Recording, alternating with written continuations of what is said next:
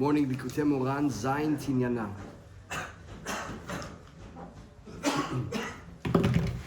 Good morning, Likouté Moharan, Zayin Tinyana. Said in the last 2 years of Rabbeinu's life, said on Chanukah. The last Torahs were definitely last will and testaments of what Rabbeinu wants for the world. He knew where he was going. The last 3 years of Rabbeinu's life, he said himself, every day was a miracle. And the ashara, what we have left over of Breslev was from the last few years.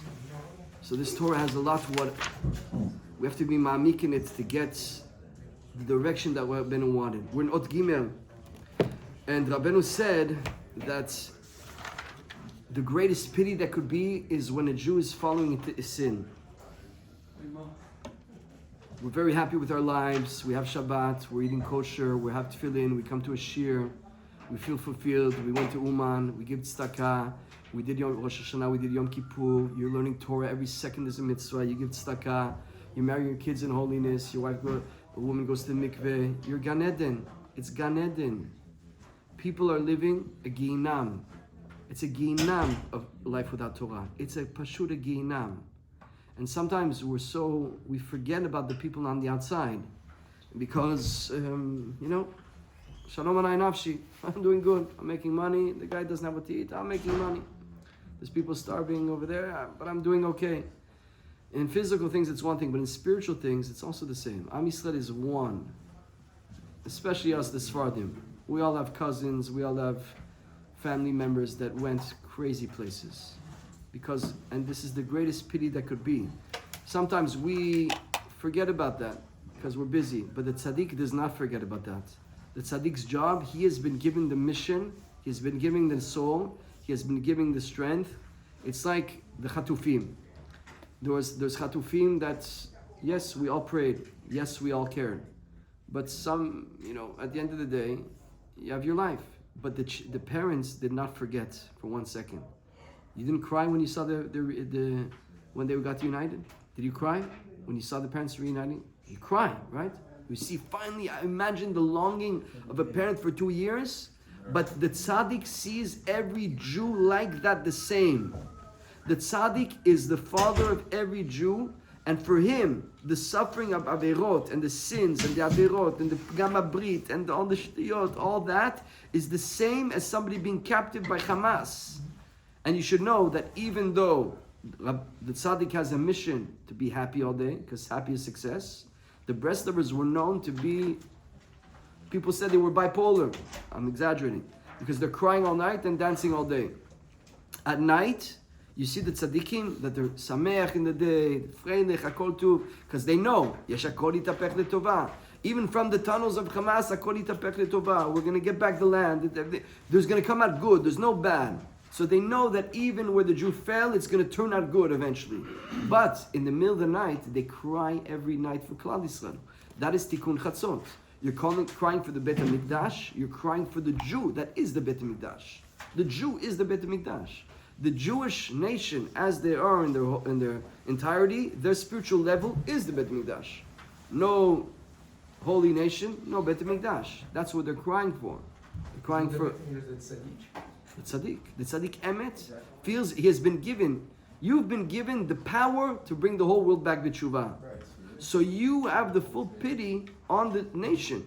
The tzaddik has a full pity on the status of the nation, for the Shekhinah, for the Klal.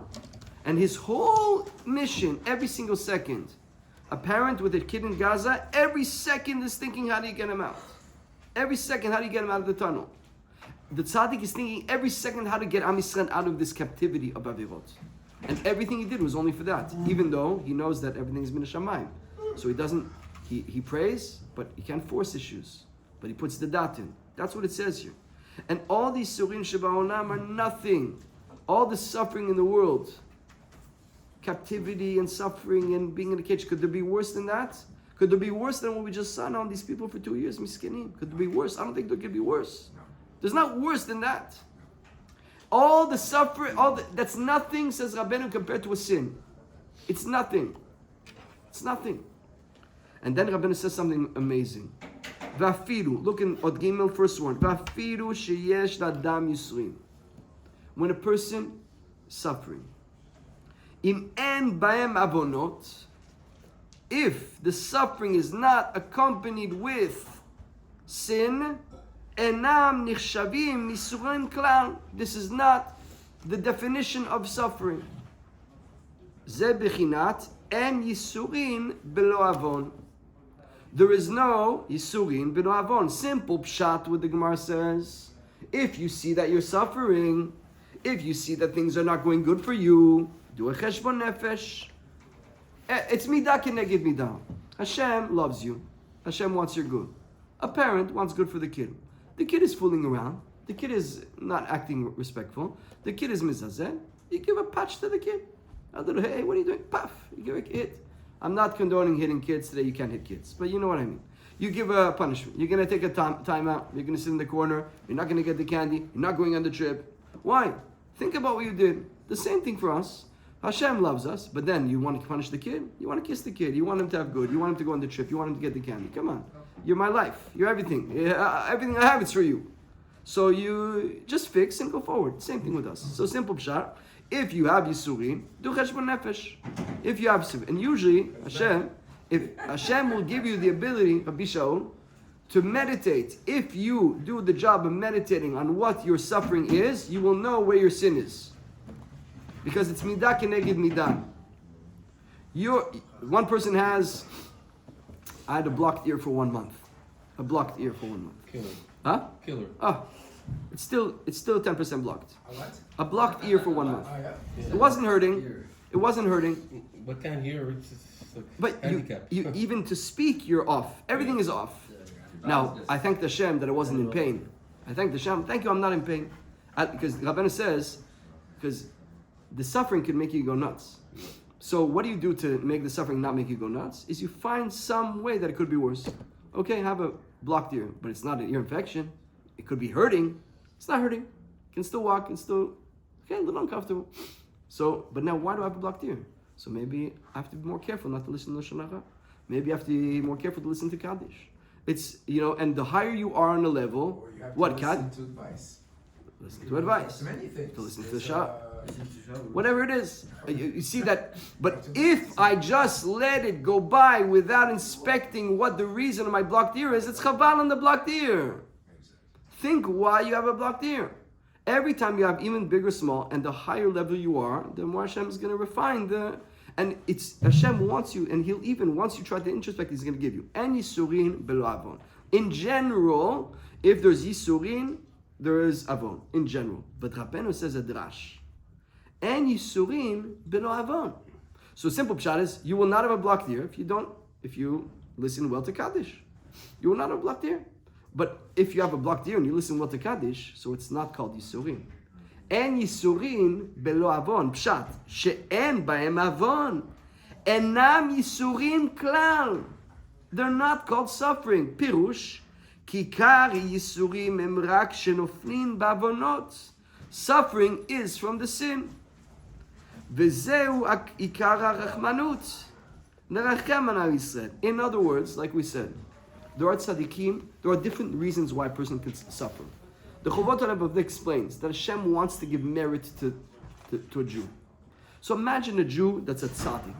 He does, in positive, everything 100, score 100. How do you give him more zchuyot? One of the ways is Yisurin. If he has Yisurin, is mikabed be'ava, and he doesn't complain about Hashem, actually his merits in Shamayim just went that much greater. We have tzaddikim that were Bal Yisurin. Rabbeinu was Bal Yisurin. Rabbeinu had tuberculosis. There was no cure. He was coughing up blood. Rabbeinu, 4 children passed away at young age. Rabbeinu had machloket on him from every angle. You cannot believe it. You cannot believe it. We think Rabbi Nachman Abrestev. It was people trying to ruin them. Imagine people are trying to ruin you. You know what it is? What did he do wrong? Nothing. But he was happy all day. He never was broken from Yisurin. He never afterwards was depressed. Never had to go to a psychologist. Never, because any Yisurin belo avon. Pshat. If there's no avon, it's not Yisurin. It's kedusha. Rabbeinu said there's certain levels I can only receive from machloket. When Rabbeinu came from Eretz Yisrael, he said, guys, I brought you a present. It's machloket. We're gonna have another time. He said, I got you a present. It's aniyut. you want demet? You're coming to Bresla? Be careful. You're not gonna get a lot of kavod, and parnasa might. What are you gonna tell you? This Rabbeinu said these are things that make a person grow. But he's right. These are the best gifts. This is what makes you grow. But it's contrary to the whole world. You ever have a? Let's be honest with you. A guy who needs something, that his prayers is a different prayer. Oh. Hashem is calling. Son. Rabbeinu? I don't even know the full room. It's probably a robot. Miles doesn't work here anymore. Sorry. Yeah. Miles. What is that? Okay, it's like this. There's another reason why the tzaddik could suffer. Is for somebody else. Listen to the story of Rav Kenny. Listen to the story.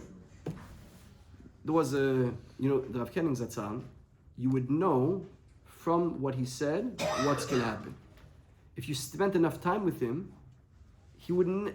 Every word was measured, and you could know exactly what's the outcome of what you're asking from the way he answered you. Just if you don't know the codes, you don't know the codes. But if I was there for 15 years, you know the codes.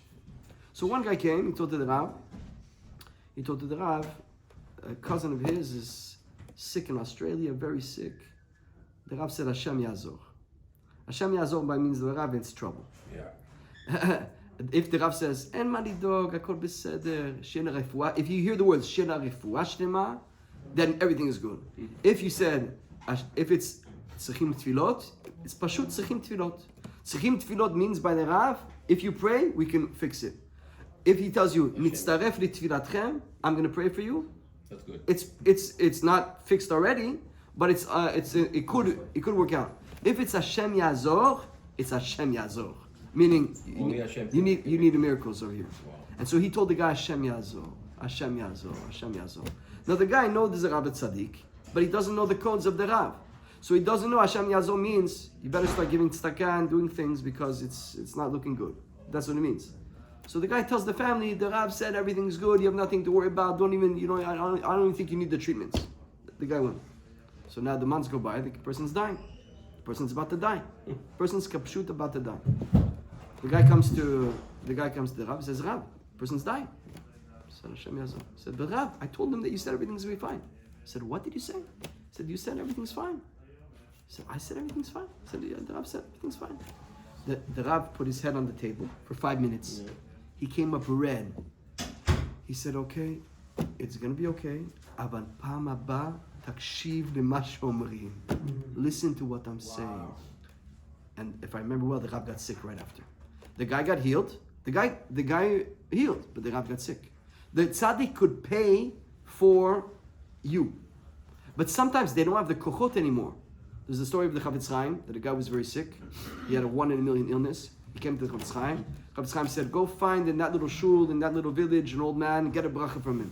He went there, he got the bracha. What do you want from me? What do you want from me? Okay, refuah shlema. Sounds like a hidden tzaddik. The Chavetz Chaim told me, I warn you, never speak about this in your whole life. Never said what happened. Many years later, it came down that it slipped out, and he said the story. The guy got sick again the next day with the same illness. He comes back to the Chavetz Chaim. He told the Rebbe, I need again that old tzaddik there. Where's that tzaddik nistar? He says, there's no tzaddik nistar. I fasted for you 40 days. And so I was able to take it away, but now I'm too weak to fast. The tzaddik knows when he can be makri from himself. So sometimes you have tzaddikim that can choose to suffer for you or for the community. And there's sometimes the tzaddik sees there's a gzera. Tzaddik are privy to these things. They know there's a gzera coming. They'll take on themselves. Sometimes the tzaddikim between themselves, the nistarim, decide who's taking the hit for Am Yisrael. There has to be a tragedy. So then they would fight. There's a story of tzaddik nistar. He went into Antwerp with Rabbi Yankele, one of the Rabbi Yitzchak, one of the tzaddikim in Antwerp, told them who's going to take you. They're going to take you. They're speaking in code. And then one of them passed away. Okay, and there's no gzera. Rabbi Yitzchak of Berdichov passed away a year before Rabbeinu, and Rabbeinu said there was a discussion. There was a big gzera in Am Yisrael, and one of the tzaddikim had to take the hit. And it was the discussion if Rabbeinu is going to take it or Rabbi Yitzchak is going to take it. Rabbi Yitzchak took the hit. And he passed away a year before Rabbeinu for the good of the clan. The tzaddik can also suffer. Now sometimes it's to the point where it's death. Sometimes it's just physical or machloket. So but why is he so happy? How can he continue smiling? How can he come to minyan? How can he learn as if nothing? They're suffering. The Rav Kenin couldn't breathe. He could not breathe. He had to go. The minyan was at 7 a.m. He had to go to the mikveh at 5 because he had the masks of oxygen. He would go in the mikveh at 5. He would cough for 2 hours. He would cough for 2 hours after the mikveh to be able to get ready for shachis at 7. So he knows that he knows he has to go to mikveh at 5 to cough for 2 hours. And you never saw him complain. Never once. Never once. He couldn't wear socks, the Rav. He was burning of heat from the medicine they used to take. He was always in a state of heat. He would not wear socks. I never heard from him ever one sigh. The happiest person I ever saw in my life. Always. Why? Because there's no Yisurin if there's no Avon. So yes, there's physical suffering. Yes, there's machloket. Yes, the yeshiva needs $1 million. Yes, Rabbi Ephraim's wife is sick. Rabbi Ephraim Kenin, his wife is in a hospital with Alzheimer's. It's an institution, right? Yes. And things not so easy with his kids. You ever saw him? He's dancing all the time. He's singing all the time. Never. But by the way, do not judge the tzaddik. Why do I speak so high about Rabbi Kenin and Rabbi Ephraim? Because I spent weeks with them at a time. A Rav that comes and gives a shir, I'm giving a shir right now, okay? So if you don't know me, you're going to come in, wow, what a great Rav and is a tzaddik. Come to my house. Sometimes I'm going to get a bit, maybe I'm not going to speak nice to somebody. Okay, I see he's human. He knows Torah, but he's human. Yes, I'm human. So, but them, I saw them 24 hours a day for weeks at a time. There's never a down moment. There's never there's itbodedut. It's why? Why are the midot always there and there's not the atzvut and there's not the heaviness? Because there's no averot. There's no averot. And there's that. No averot. If you have that, you don't do averot. If you don't do averot, you don't have yisurin. Even though the situation doesn't look good. You take it doesn't mean that it's once I came to the Rav and I was in Kollel, and Kollel is not easy. You know, Kollel life, it's tight. People are, especially in a community where people are buying and doing, and you're very limited. What do you do with $1,000 a month? 2,000, 2,500. What's your monthly budget? Nobody's here spending less than $10,000, $15,000 a month. 10,000 a month? Mortgage and everything? No? Your house is paid. Here the guy's in a rent. He's paying $2,500 for a rent. You understand what I'm saying? He has kids in school, 6 kids. You have older kids. You know what I mean? I'm saying, and he's making 2,000. His wife making 1,000. Anyways, the parnasah was not easy. So I came to the Rav. He told me, "As parnasah." You know, you think that the tzaddik's not going to talk about the things right away. Always do those things. As parnasah. I said a face like. He told me, "Kashe." Told me, "Kashe." I said, "Kashe." I said, "Rav, mutar lagid kashe?" He said, "Kashe mutar lagid. Ra asur lagid." You can't say ra. It doesn't mean that the tzaddik can't be kashe for it. You can't say kashe. Yeah, it could be kashe, but it's not yisurin. It's not ra. You see what it is? En yisurin belo avon. If you want to live a good life, if you want to live a life without depression, without sadness, without heaviness, without complaining, there's so much to be happy about. Your life is 99.9% good, and sometimes there's a little black dot. But you're alive, you're healthy, you're walking, you're breathing, you have teeth, you can pay for food, you're able to digest. If you have a family, if you have where to sleep, you won the lotto. So what are we complaining about? You're complaining, the averot are complaining.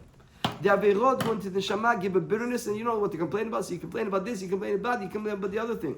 There's nothing what to complain about if there's no yisurim, if there's no averot.